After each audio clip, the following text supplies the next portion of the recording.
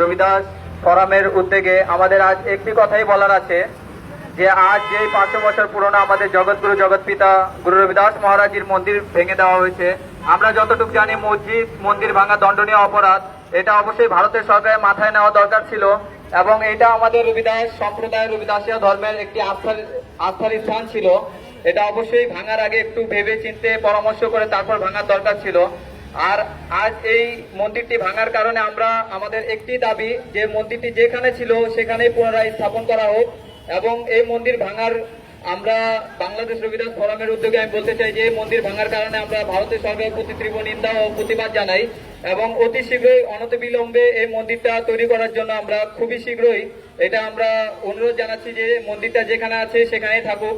কেননা সেই মন্দিরে শুধু ভারতের আস্থা নেই, পুরো বিশ্বে পুরো ওয়ার্ল্ডের যে রবিদাস সম্প্রদায়ের লোকরা আছেন সবাই ওই মন্দিরের প্রতি একটি আস্থা রাখেন। তো এই জন্য আমি বলতে চাই ভারত সরকারকে যে অতি শীঘ্রই সেই মন্দিরটা স্থাপন করা হোক যে জায়গায় ছিল সেই জায়গায় এবং আরো ভালোভাবে আরো জাঁকজমক ভাবে যেন সেটা তৈরি করা হয় দেখার মতো। এই কারণে আজ এই মানববন্ধন এবং এই প্রতিবাদ সভা। তো আমি সকল বিশ্বকে জানাই জয় গুরুদেব, জয় গুরুদেব, ধান গুরুদেব। আমার বক্তব্য এখানে সমাপ্ত করছি। জয় গুরুদেব। ধন্যবাদ।